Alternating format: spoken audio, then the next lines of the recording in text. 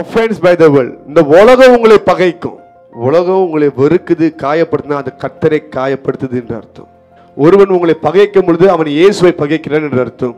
நிறைய விசுவாசிங்க சபைகளுக்கும் தாங்க மாட்டாங்க, சபைக்கு வெளியே வர அடியும் தாங்க மாட்டாங்க.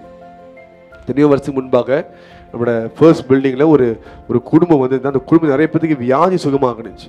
அதில் ஒருத்தவங்களுக்கு தைராய்டு வியாதி. அப்போ நம்ம என்ன பண்ணோம், ஓகே இந்த குடும்பம் புதுசாக வந்துட்டு இருக்குது, அவங்க ரொம்ப வைராக்கியமாக வந்துட்டு இருந்தாங்க. அது அவங்க சொந்தக்காரங்களுக்கு தெரிய போய் அவங்க என்ன பண்ணிட்டாங்க, அவங்கள எல்லாம் சுற்றி உட்காந்து அவங்கள பேசி ஏசி உடனே ஒரு நாள் அந்த அம்மா ஃபோன் அடிச்சுட்டு, பாஸ்டர் எங்களை விட்டுருங்க பாஸ்டர். ஏன் என்ன ஆச்சுன்னு கேட்டேன். இல்லை எங்கள் சொந்தக்காரங்களை ஒதுக்கி வச்சுட்டாங்க, திருப்பி எங்கள் வழிக்கு போகிறோன்னு போயிட்டாங்க. ஒரு விசுவாசியாக அக்கினியானெல்லாம் எழுப்புனாங்க. சொந்தக்காரங்களாம் பேசி அவங்கள ஒதுக்கி வச்ச வசி அதுக்காக அணிஞ்சு போயிட்டாங்க.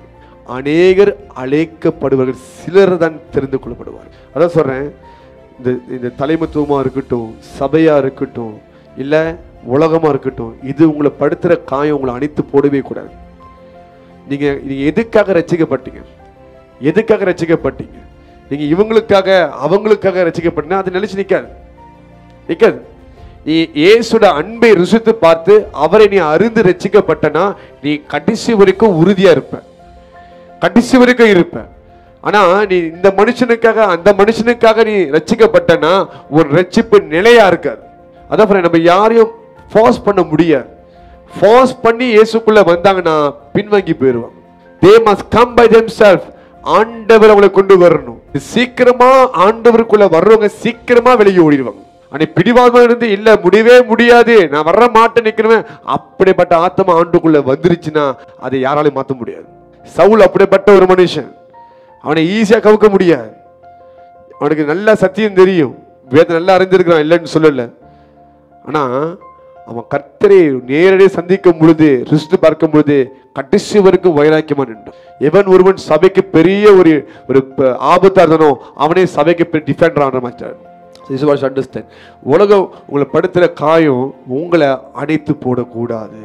பாருங்க, நீங்க காயப்படும் பொழுது அந்த காயம் எப்பொழுதுமே உங்களை ஆண்டவருக்கு நேராய் கொண்டு போகணும், ஆண்டவருக்கு நேராய் கொண்டு போகணும். ஆண்டவரை விட்டு போகிறதுக்கு காரணமா இருக்கக்கூடாது. யாரு போனாலும் எனக்கு என்ன, யாரு இருந்தாலும் எனக்கு என்ன, யாரு என்ன பேசினாலும் எனக்கு பிரச்சனை இல்லை, நான் ஆண்டோட காலை இறுக்கி பிடிச்சுக்குவேன், அப்படி ஒரு வைராக்கியம் இருக்கணும். There are problems in all the places. எல்லா இடத்துலயும் நீங்க அடுத்த ஒரு சபைக்கு போனாலும் அங்கேயும் ஒருத்தர் இருப்பான், அங்கேயும் ஒரு முள் இருக்கும்.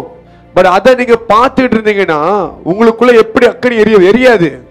நீங்க போற இடத்துல அதே ப்ராப்ளம் ரிப்பீட் ஆகுதுன்னா பிரச்சனை சபைகள் இல்ல, பிரச்சனை நீங்க தான். There is something God is trying to say to you. உன்னை ஏதோ ஒரு காரியத்தை ஆண்டு சொல்ல விரும்புகிறார், உன்னை மாத்திக்கொள்றார். பாருங்க, மகா பரிசுத்த தேவன் இயேசு அம்மாவாலியா 2000 வருஷத்துக்கு முன்பாக பாவிகள் மத்தியில அசைவாடி கொடுத்திருக்கார். அவங்க கூடவே வாழ்றாரு, இல்லைன்னு சொல்லல. வானத்துல இருந்து அவருடைய பேக்ரவுண்டே வேற.